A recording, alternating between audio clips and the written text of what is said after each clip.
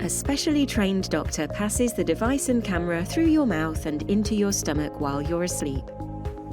The doctor uses the suturing device along the large curve of your stomach to sew it into a smaller shape. The stitches, also known as anchor sutures, are placed in a U-shaped pattern starting near the bottom of your stomach and working towards the top of the stomach. As each U is completed, the suture is tightened down to reduce the volume of the stomach.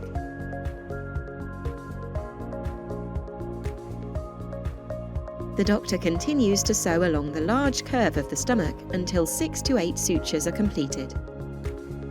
With your stomach sewn into a smaller shape, you'll eat less and feel full faster, resulting in significant weight loss.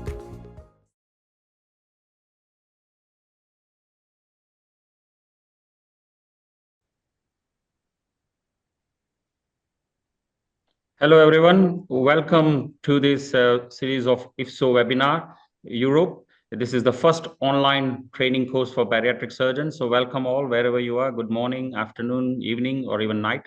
And thank you for joining this. So first of all, I would like to thank Boston Scientific for sponsoring this webinar, and you saw their excellent video. We are going to have 2 talks today. The first one basically is going to be why the bariatric surgeons must know basic endoscopic techniques and in which cases can they be useful. Followed by the second talk, which is which are the equipments needed for the basic endoscopy skills and what every bariatric surgeon should know. So basically the theme of this webinar is Introduction to Endoscopic Techniques for Bariatric Surgeons. So welcome, and on that note, I would like to introduce my co-moderator and co-chair here. I think she doesn't need any introduction, but I'll still say Sonia Chiapetta. She's first of all an excellent friend, amazing surgeon. She is head of the Department of Surgery and Center of Excellence for Bariatric and Metabolic Surgery in Naples, Italy. And the good news is she is also now the president-elect of Young IFSO. So on that note, Sonia, mic to you. Welcome to everybody. It is a great pleasure to have this great meeting with such a great panel today here and to talk about endoscopic bariatric therapy. I want to thank Chetan Parma. Chetan Parma, a great friend. Also you, I think, are famous. And he is a professor of surgery at the University College of London, the director of surgery and cancer at the Whittington Hospital in London, counsel of the BOMS and of IFSO. And yeah, it will be great to discuss with you all about endoscopic bariatric therapies. And I just want to introduce our 2 speakers. I said it's a great panel. We have Christine Stier with us. She's the president of the endoscopy committee of IFSO.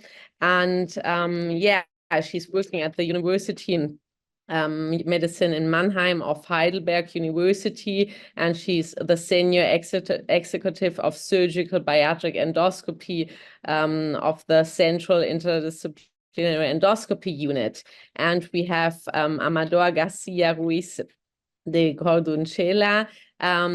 He's also professor of surgery at the esophageal and bariatric surgery unit in the Donastia University Hospital, and he's the professor of the Basque Country University. So great to have you both here. And we will start straight on with the 2 presentations. So yeah, have fun. Thank you for the kind invitation. I'm really delighted to talk about surgical endoscopy and the question why the bariatric surgeon must know basic endoscopic techniques, in which cases this can be useful. So let's begin with the first part of the question, why the bariatric surgeon must know basic endoscopic techniques. And for that, I want to lead you through history, because endoscopy and laparoscopy developed in parallel and hand in hand. And to be honest, these are just two sides of the same coin, and you have to know that these both were developed by surgical practitioners. So here is a timetable of the development of endoscopy techniques, and you can see that the first report dates back to Hippocrates, which was in the time before Christ. And with modern technology, or the development of technology, other protagonists developed important steps in realizing endoscopy. So it was Philipp Bozzini, who was a German surgeon, who developed the Lichtleiter. This is a kind of light cable, so that you have light with the endoluminal approach. And it was the famous surgeon Mikulicz who did the first esophagoscopy, which you can see on the right side, the lower picture. At the same time, laparoscopy develops. Both of these techniques, whether it's endoscopy or laparoscopy, need technique, and this is why they developed in parallel. So there was a development of the first needle to access the abdomen by Dr. Götze. Dr. Zilkova was the first to use CO2 for insufflation in 1920, but it was Kurt Sem, a German gynecologist, who is the father and the founder of modern laparoscopy. He performed in September 1980 the first laparoscopic appendectomy, and he also invented the Röder sling, which is a sling you need with this procedure. But you can also see on the picture that he developed a training model, a pelvic trainer, to exercise laparoscopy. The first cholecystectomy with laparoscopic access was performed in 1984 by Erich Mühe in Germany, and in France it was 2 years later by Philippe Mouret. So you can see both of these techniques that use a monitor were developed with the development of technique in parallel, and both were developed by surgeons. So there was a reason for the surgeons that had the urgent desire to get an approximation to the inside of the respective targeted organ. And this is why it is really important to know a hollow organ from the inside as well as from the outside. And this is exactly the reason why the bariatric surgeon needs to know basic endoscopic techniques. So let's come to the second part of the question: in which cases can endoscopic techniques be useful? And for that, I want to show you, first of all, the actual standard procedures, which are, as you all know, sleeve gastrectomy, Roux-en-Y gastric bypass, and one anastomosis gastric bypass. But the two bypasses with the peculiarity that they leave a remnant stomach in situ that is hard to access, but still functioning. And this is really a peculiarity that none other gastric surgery has, and this is something we really have to keep in mind. There are more historical procedures, sorry, I read the wrong word. There are more historical procedures with absolutely own characteristics. These are the biliopancreatic diversions, both of them BPD Scopinaro and BPTDS. You can find today still patients with these procedures, as well as patients with gastric banding or a Mason gastroplasty.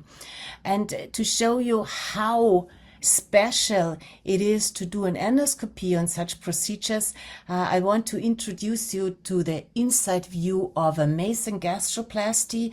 A Mason gastroplasty is a procedure where a ring-shaped access is gained to the stomach, and from that a horizontal stapler line leads to the angle of His, and on the other side towards the smaller curve there may be a band or a mesh to even create more restriction. So in the middle you can see a 3D volumetry of such a procedure showing that the antrum is completely untouched by the surgery, and on the right side you see the endoscopic view, and the endoscopic view shows you that if you pass through the restricted part, the tubular restricted part of the stomach, and go down to the antrum and return the endoscope towards upwards, you can see 2 lumens, and this is very special because you also have endoscopic access to the fundus with this direction of the endoscope. But before doing an endoscopy on such patients, you need to know that sedation is really a challenge in morbidly obese patients. You need to monitor the oxygen saturation as well as blood pressure and heart rate. But what is very special is that the edge in those patients between sleeping and an impact on breathing is really tight, but on the other hand, those patients really need a lot of sedations, and we evaluated this in 1,000 of our endoscopic patients using 2.5 milligrams of midazolam plus propofol, and you can see that in mean we needed more than 120 milligrams of propofol in such patients. So in which cases, or how can you divide the cases in which endoscopy is useful? This is the preoperative evaluation, the intraoperative support, and I would call it the postoperative complication management. And you know, the preoperative evaluation is still under a lot of discussion because it is not clear whether it is necessary or not, but in such patients it is important to identify pathology in asymptomatic patients, and this may be really a clue, like I want to show you with one example that is following. And you have to know if you exclude a stomach from food passage, which is hard to access, you should do really an endoscopy before and evaluate the whole organ. The same is true for a stomach that is transferred into a high pressure system of sleeve gastrectomy. And this is the example I want to show you. This is a 30-year-old patient, completely asymptomatic, scheduled for sleeve gastrectomy, and in our center, we did an endoscopy on each patient that was scheduled for bariatric surgery. And you can see, although this female patient had no reflux, only a short episode 5 years ago, she really had 14 centimeter distance of complete metaplasia and a pseudo set line at 21 centimeters. So normally this patient wouldn't have had an endoscopy prior to surgery because of no symptoms, but it was good that she was scoped before, because sleeve gastrectomy surely is not a procedure that is good for her.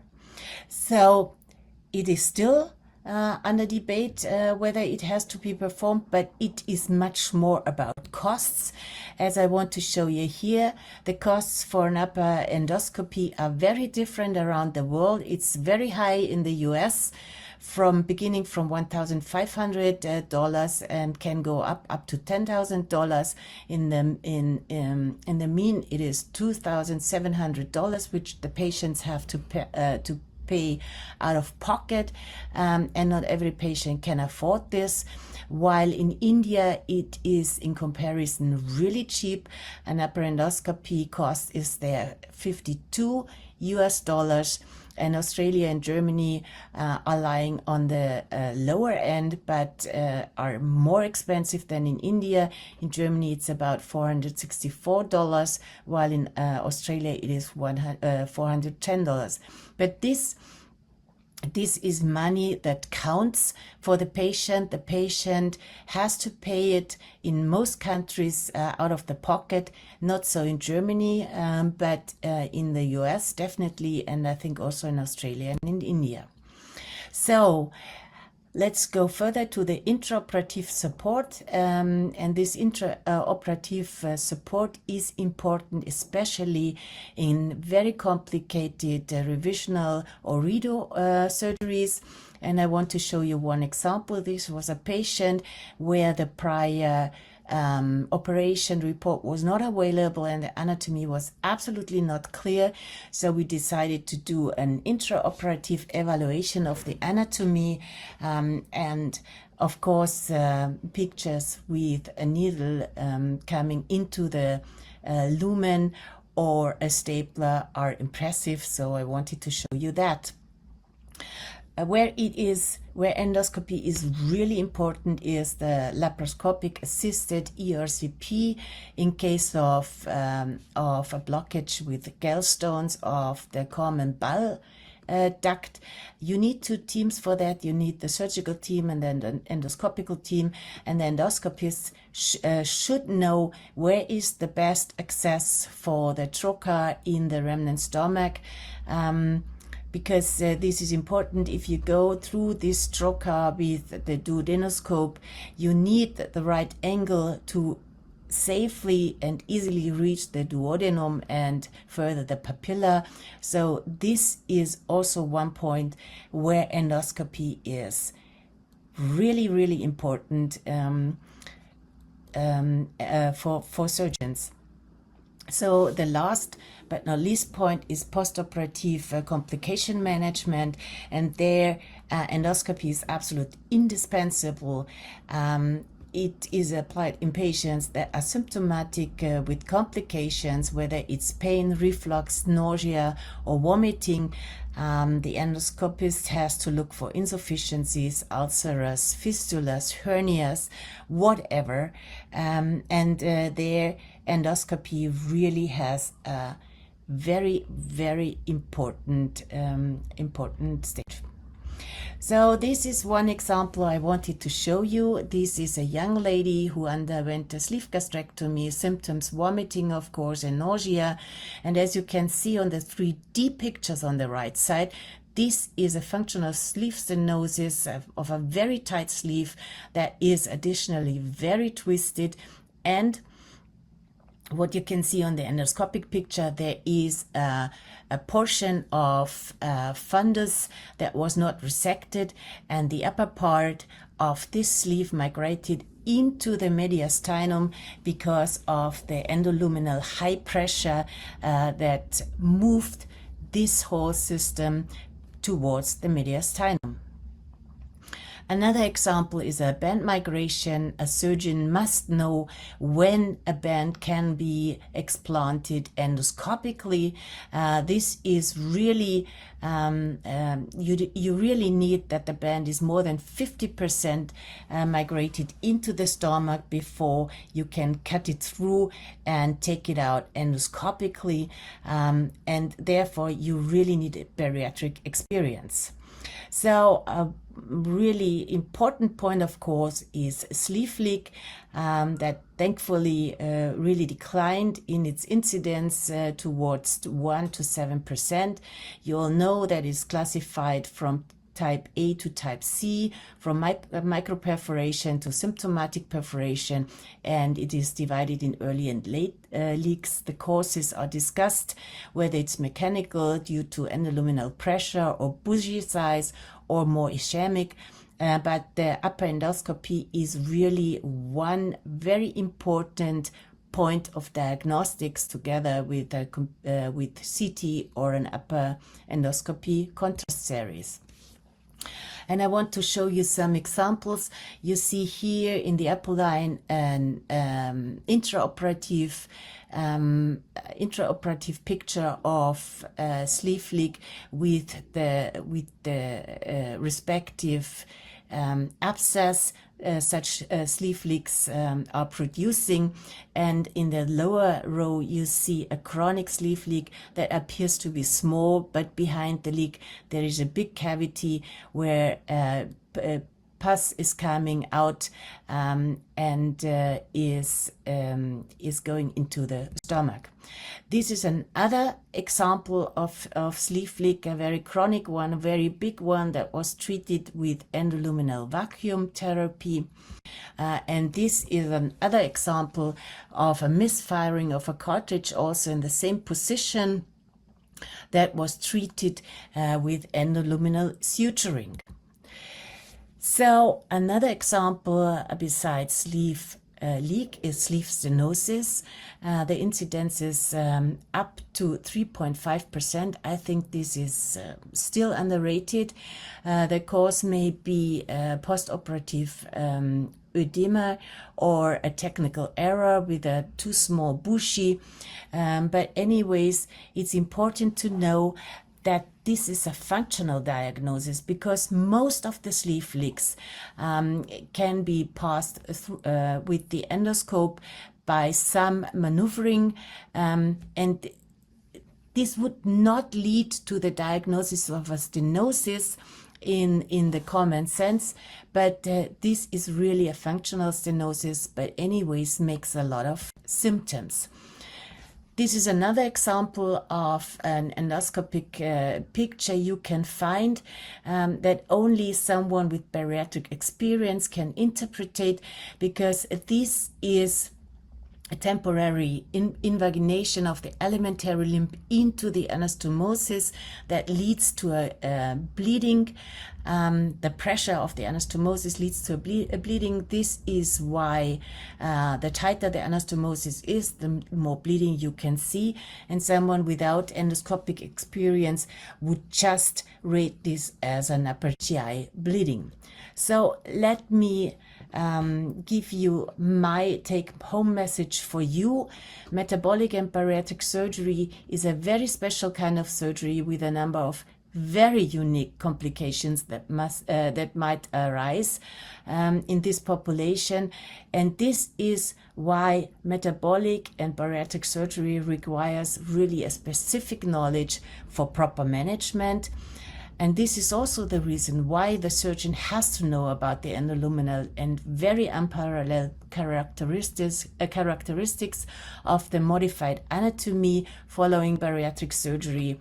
And let me come to the last sentence, which is bariatric endoscopy is as special as bariatric surgery is. And I really want to state that a bariatric surgeon must have basic knowledge about basic endoscopic techniques, and in which cases it can be useful for him. Thank you very much.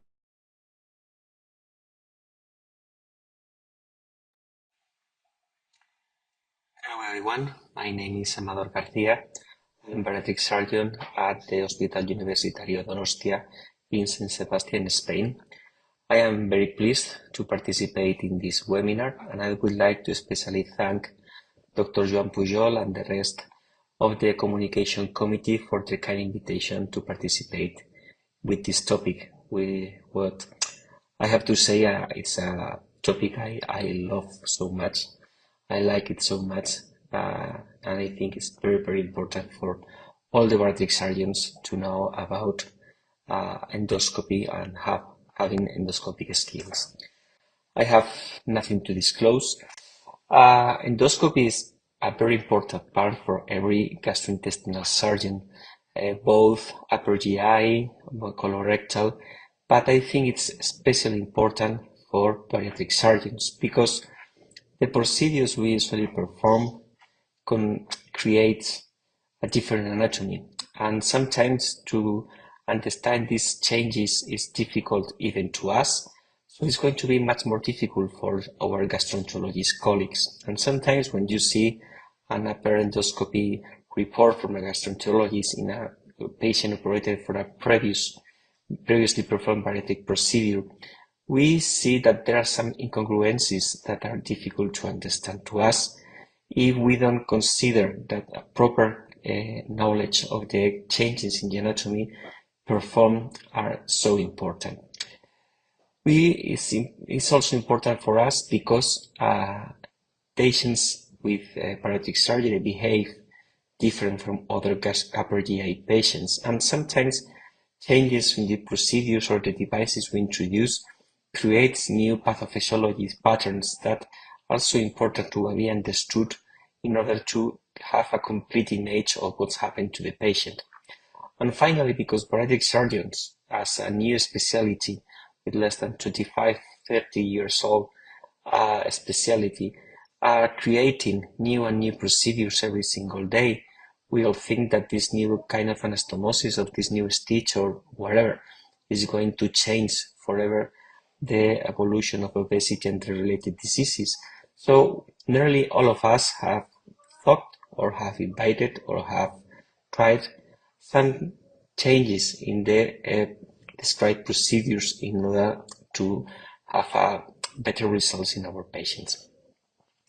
Going deeply into the topics that I have been requested, the equipment that a bariatric surgeon needs to perform endoscopy is the same equipment that every single gastroenterologist may need. We need an endoscopic tower with a light source, we need a video scope, and insufflator. We can have it in an individual tower, specific tower for endoscopy, like in the old equipments, but fortunately, nowadays integration in the theaters is so extended that most of the new endoscopic towers from the main trademarks include a good adaptation, a good integration with the endoscopic skills of the endoscopic equipment. So it's easy to have in the same tower all the equipments that we need to perform endoscopy in the theaters. This is so important because we are reducing the number of devices inside the theater that are usually very busy and not so big as we would like to be.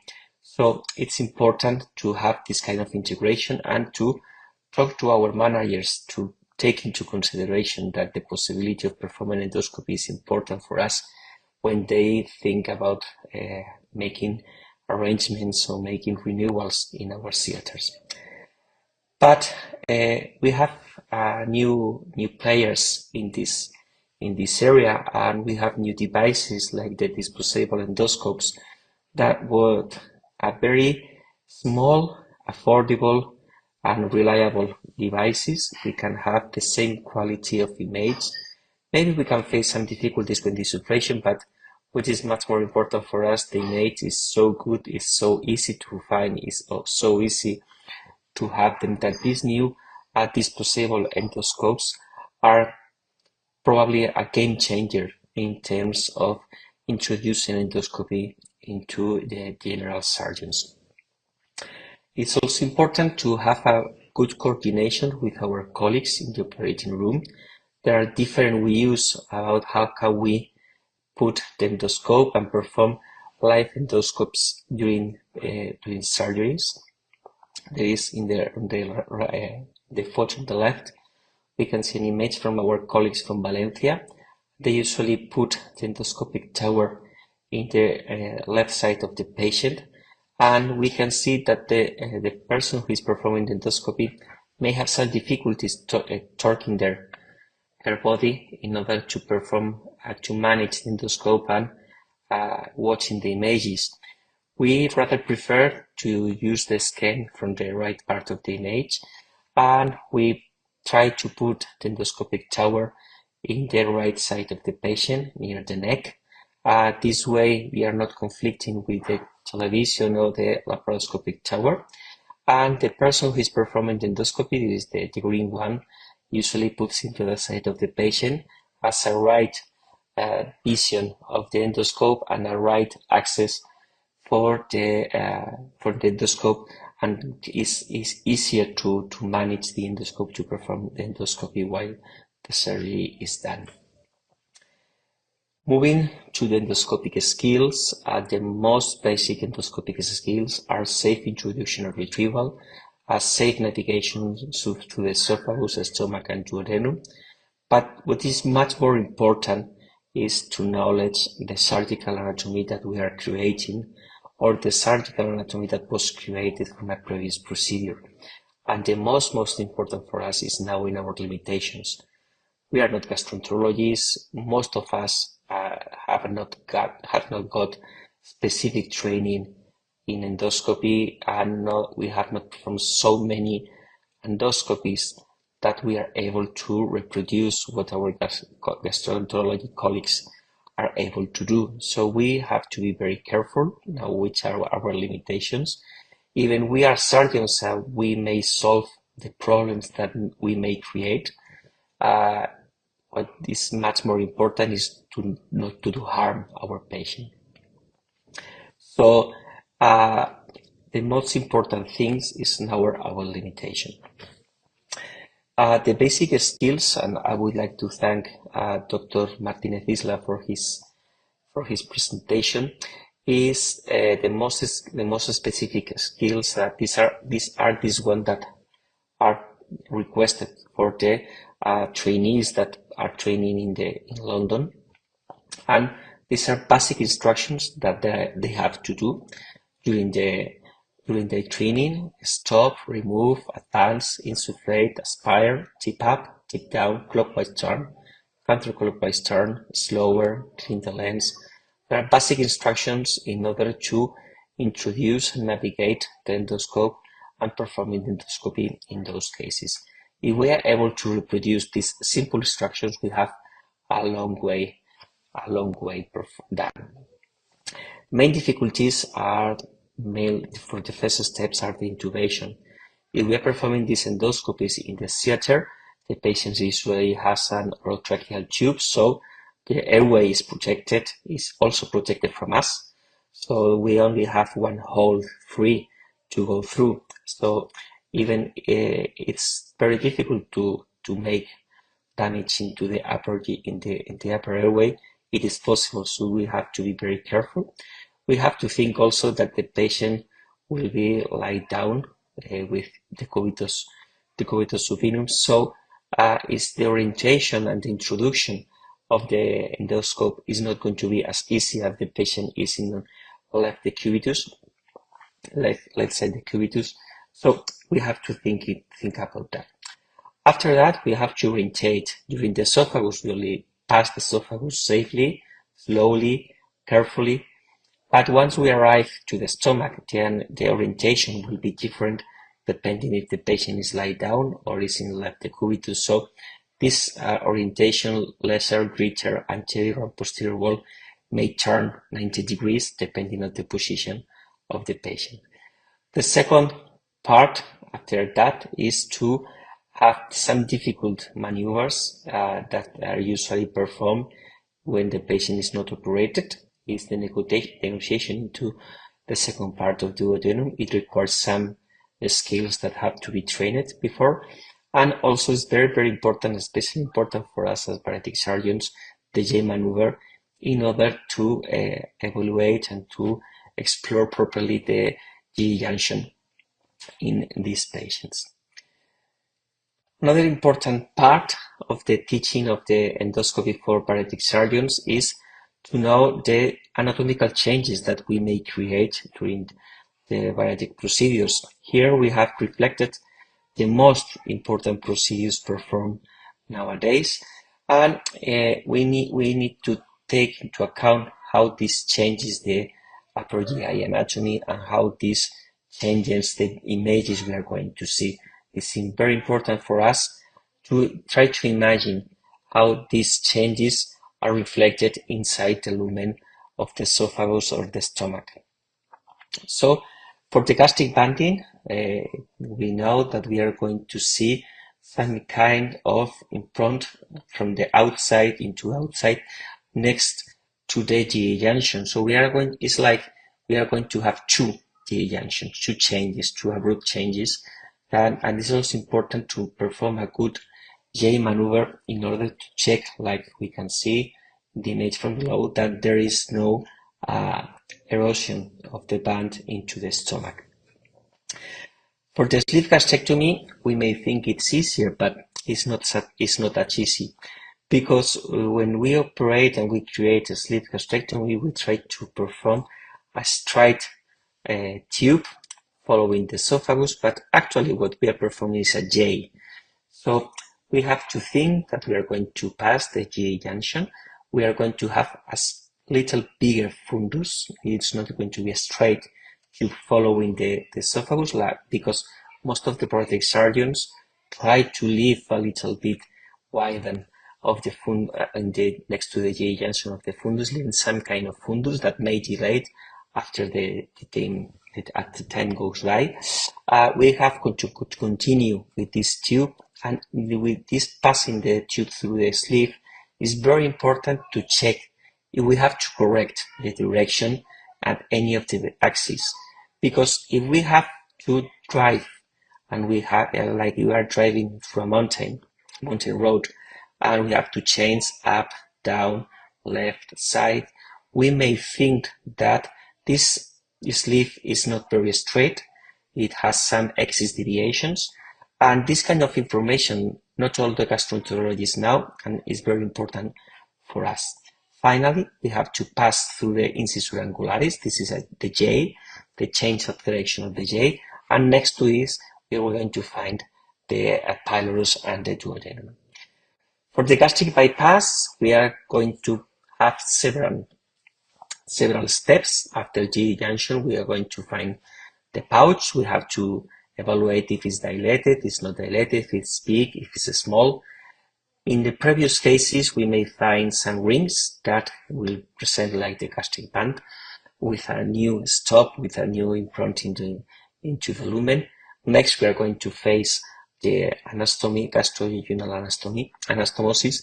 And this anastomosis, we have to evaluate if it's wide, if it's not, if it's narrow, if we have any difficulties passing the scope through this. And after that, we will find the bowel, when we will find a afferent blind lumen that is going to be short, or if it's not short, we have to think about a candy cane, and a long and open efferent lumen that is going to be the rest of the bowel. So this is the different parts from the real-wide gastric bypass. We may also be able to find some kind of complications of the bariatric procedures, like this one we present here. Probably the most difficult, or the more difficult, or the more important is to evaluate leaks, or the strange cases like the gastrogastric fistulas. So finally, and just to finish, I would like to how to get this knowledge, these skills. And I think it's very, very important to begin in our centers with 3 steps. The first one is get involved with your gastroenterologist, get involved with gastroenterologists, and get involved with gastroenterologists. This is probably going to be the most difficult part. This is not a battle, this is not a war. We are going to try to get some benefits from our patients, and we need to collaborate with our gastroenterologists. If we plan the knowledge or the acquiring of the skills like a battle to the gastroenterologist, we are going to fail. We are going to have problems, because it's not only having an endoscope that we may buy from our department, but it's also the maintenance, the cleanance, and all the things that these specific materials need to be performed day by day. If we don't use the infrastructure that our colleagues from gastroenterology have, we are going to fail. We are going to throw all this money throw all this money out. And it's also very important to have these gastroenterologists in order to help us, to collaborate with us, to give us a hand. After that, we have also specific courses from different societies, from different institutions. We are very proud in SECO, in the Spanish Society, and also in the Surgical Spanish Society, in the IFA, of organizing some kind of little courses for surgeons in order to get these skills and have some trainings in wet labs, like we are doing nowadays in different places in Spain. So, in summary, we may say that endoscopic equipment may be easily attached to the conventional operating rooms, easily because it's not a cheap equipment, and sometimes the difficulties from the previous equipments made these connections to not so easy at all. All bariatric surgeons should know basic endoscopic skills, specifically for intraoperative endoscopy. We are not going to deal with, or not in all the cases, our aim is not going to deal with the management of the complications, but yes, to collaborate in this management. The surgical endoscopic interface is crucial to be known, and we as surgeons, we know it very, very, very nicely. There are so many options to learn what is, so sometimes it's difficult how to say no to these options. And we may think if we are going to introduce endoscopy in our practice, to get involved with our gastroenterologists, make them a part of our team. It's not a battle, it's a question of partnership. Thank you very much.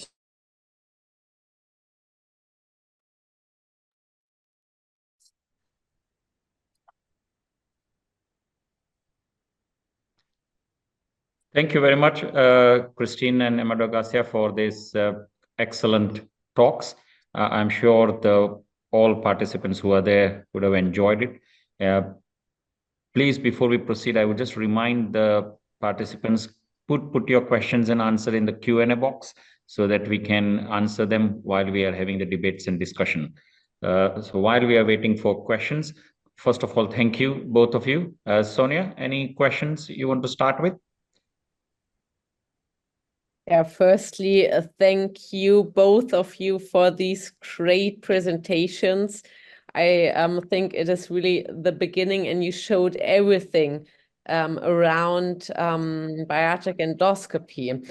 My first question to you both is, you are both general surgeons, I think, and you specialized in endoscopy also.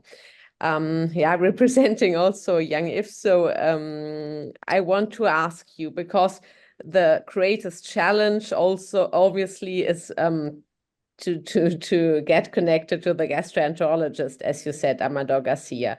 But what do you say to the youngsters who are interested in bariatric endoscopy, but during surgical education in most countries, endoscopy is not included? Do you have a tip for them how to proceed, how to invest during the fellowship time in endoscopy? Probably I can start, because I really have fellows from the surgical department that are trained in endoscopy. They take a 6-month round in the endoscopic department. I think this is very good, and I can tell you that I came basically from a department that always had its own endoscopy. So there were 2 endoscopies. There was a very famous gastroenterologist, Professor Clausen, but my boss at that time, Professor Sievert, he always had his own department for endoscopy, because in his opinion, a surgeon, especially in the department for esophageal surgery, a surgeon must know endoscopy and must know how to treat complications. So, of course, this is a question of how you are brought up during your specialization, but I think it's really worth it. If there is not a surgical endoscopy, that surgical fellows go to the department, stay there, be there, look, and if you're always there, probably you won't have the opportunity to do endoscopy. Yes, it's more or less the same, I would like to say. But here in Spain, the surgical residents have some rotations with the gastroenterologist to learn and perform endoscopies. But really, they go, they stay there, but usually they don't do anything. So it's a difficult question to solve. And for the last years, both the Spanish Surgical Association and the Spanish Society for Morbid Obesity, the SECO, have been developing several courses because young surgeons are requesting them not only just to check the anastomosis, to perform both colorectal or gastrointestinal upper GI anastomosis, but also to check the anatomies, to check difficulties, because always sometimes happens that we need the help from the gastroenterologist and the theater, and they are very busy. They have to come, they have to take their equipment to the theater. So it delays a lot all the procedure, and it's difficult to them to get to us. So these requestings are the main reasons for having the residents to go through learn endoscopy. Thank you, both of you. So I'm going to go through, I can see Q&As are just flowing in. So first one is from Ibrahim, where he says that IFSO should put a list on the website. Thank you. We will take that matter and put that on the website. Second is from Dimitrios, and I think he asks about where there are not structured program for endoscopy, how long do they last? And on that note, I might put a bit more addition to that question. Say for diagnostics, Amador, you mentioned about diagnostic endoscopy, correct? What do you think is the caseload or experience or the numbers which you would say, okay, is enough, say 30, 40, 50, 100, I don't know, according to your experience, is enough for somebody to say, yep, I can do diagnostic? And then the follow-up question to Christine is, you know, the complications are rare and we see very infrequent cases.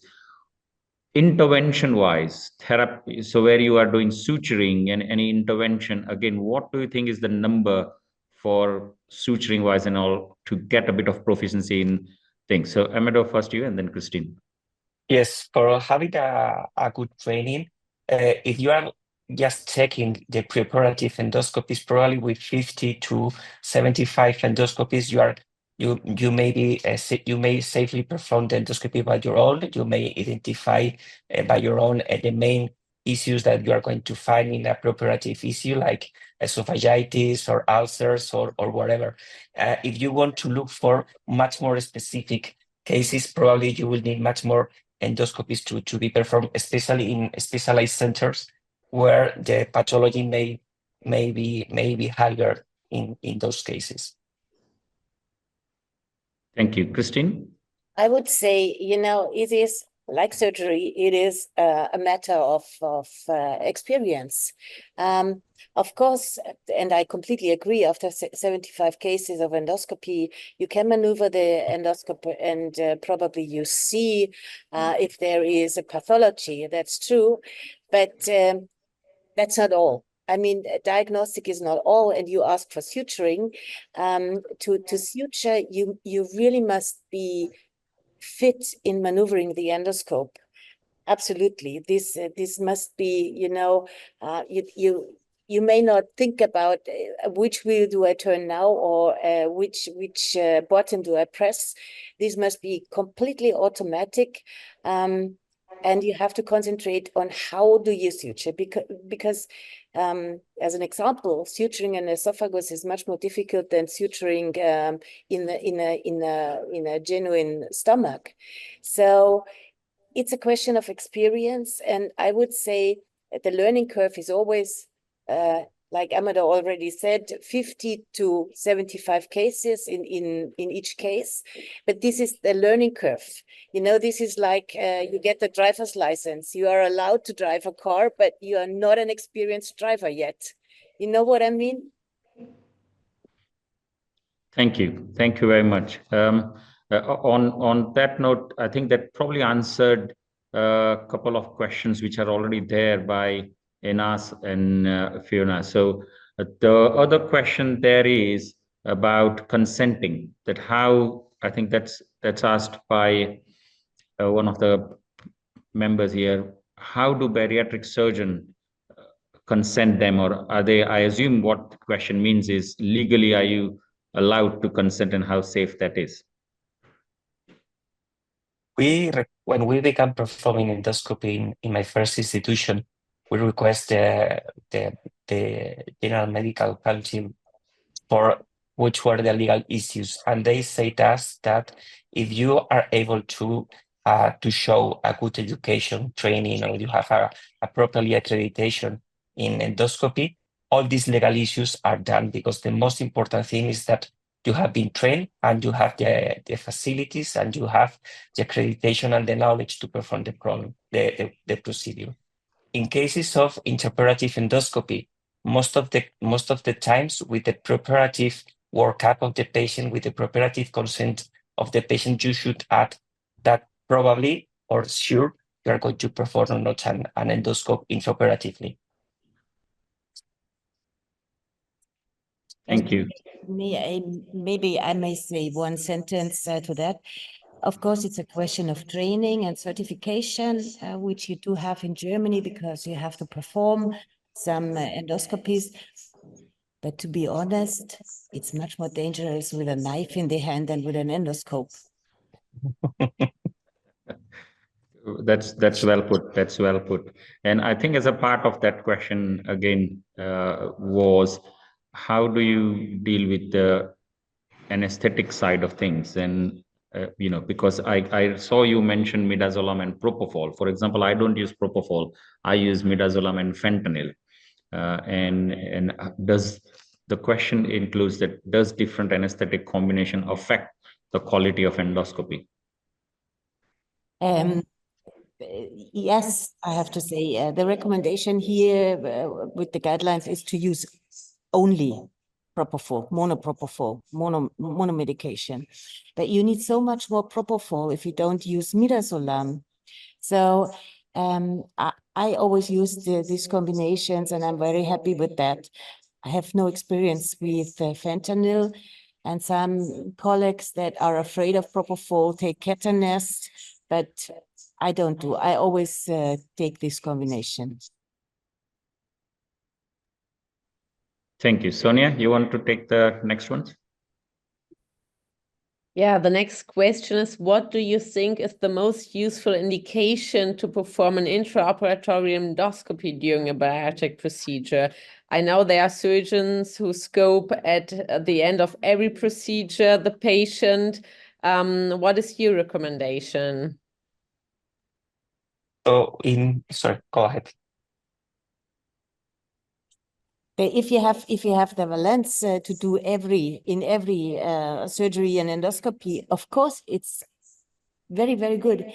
But at least in very complicated redos or revisional surgeries, it's really recommended. Yes, I would say that using endoscopy at the end of every procedure is very useful to get trained in moving and knowing the anatomy, checking the anastomosis. I think it's very useful also for the sleeve gastrectomies to know if the sleeve has been properly performed, if there is any axis deviation, and even knowing that probably in the early postoperative period is not going to be very reliable at the end, but it's going to be useful to know how we constructed it.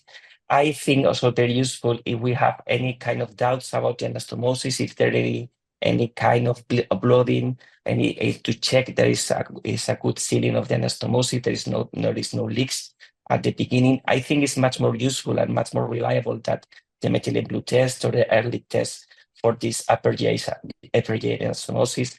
Moving to the gastrointestinal surgery, probably to check if the plastics are with a good perfusion, if the mucosa has a good is bleeding properly, has a good blood supply, and also for, as Christine said, for complex revisional cases where sometimes you don't know You don't have the notes from the previous surgery. You don't know anything from the previous patient, from the patient previously, or where you are finding intraoperatively is completely a mess, and you don't know where are you going through.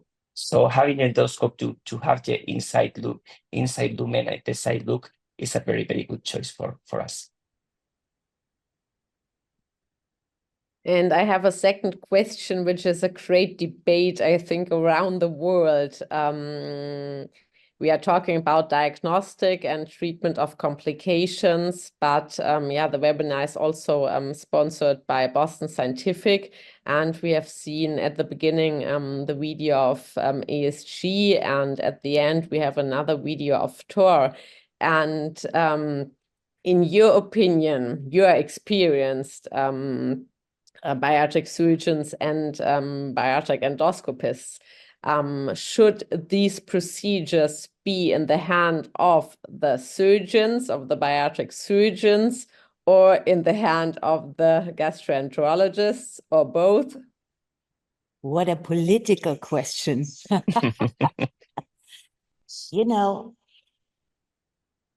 this is, let me take the example of driving a car.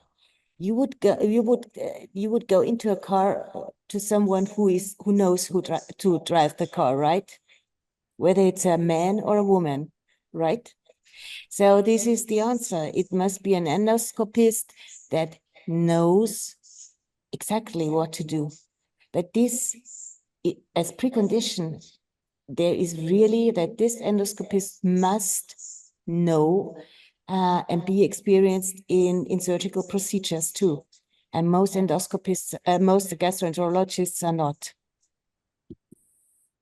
For sure, I will add that also it should be done by the one who is going to follow the patient after that, because we are seeing so much surgeon, gastroenterologists, or whatever that are performing a procedure, and that's the only relation that they have with the patient.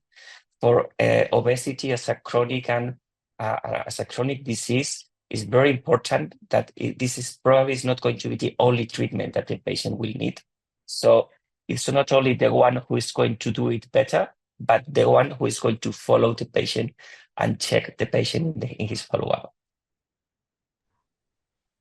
Thank you. I think the questions will keep on flowing, but we are at the last few minutes. So that there's a nice question from Mauricio again, quickly, probably Christine, if you want to take it.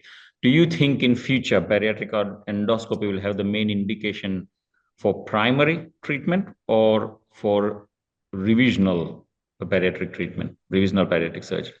To make it short, both. I agree. Amador, would you say? I fully agree. We will have the endoscopy as another part of the algorithm in the treatment of the patient. It should be there. Yeah, no, I think I agree with you both as well. And probably heading towards the last question, what do you think of the EndoVec treatment for leaks? I think one of you touched on that topic. I personally really love the EndoVec. The difference to the pigtail is that the EndoVec has an active vacuum drainage. The pigtail is passive drainage. So I really prefer the EndoVec for in the acute beginning phase, and if you want to have the patient out of the hospital, because most patients hate to stay for the treatment in the hospital, you can change to a pigtail. But I personally really love the EndoVec therapy, but this must be really performed perfectly with a perfect pump. You must see the granulation tissue, and that is very, very important. That's not only sponge in, sponge out. Thank We Thank have you. Another question from Maurizio De Luca, who is the president of the next European Chapter Congress in Venice. Do you think in future bariatric endoscopy has main indication as primary or as revisional treatment? I think we had the question already, both. I'm sorry. Don't worry. It's I underlined can't say again this often enough. the importance to come to Venice. Inviting everybody to Venice. Good. Like I say, we are heading towards the end. So I think there are questions. Well, I'll just answer briefly that there's a question saying, should we be scoping all non-symptomatic patients preoperatively? Again, in short, ideal world, yes, we should be doing it, but you have to take into factor the costings and the logistics and the finance and the setup as well. Sonia, any last words before we close? Yeah, I only want to invite all young surgeons under 45 to perform a survey which was published by IFSO 2 days ago regarding endoscopy training, which Moritz Felsenreich and me performed to see the actual status and maybe to invest more in courses as was asked by the participants. Yeah, please do the survey. It's with co-authorship, so it's only an invitation to all. Thank you very much. So on that note, thank you again, Christine Nemedogasia, for this excellent talk and session. Thank you, Sonia, for joining us. It's been a pleasure and honor to host you all here. On behalf of IFSO, again, on behalf of IFSO, we would kindly like to thank the Boston Scientific for sponsoring this excellent webinar. We are going to, before you guys log off, we are going to show a video of tour as well. So please do watch. It's only a 15-second video, so do watch that.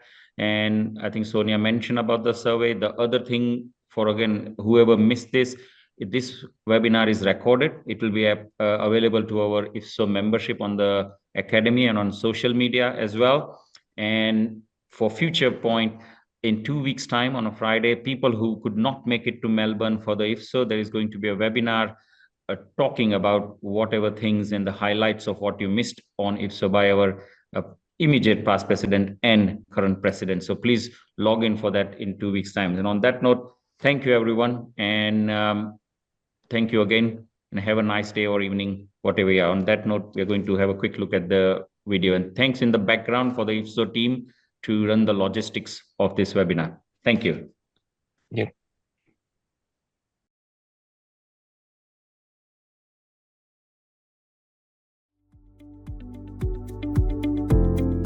Gastric bypass surgery creates a small pouch from the stomach and connects the pouch to the small intestine. This decreases the amount of food you can eat and reduces nutrient absorption. However, weight gain can reoccur if the connection between the stomach and intestines gets bigger over time. If this happens, a doctor may recommend a revision procedure to retighten the connection or outlet to help you lose weight again.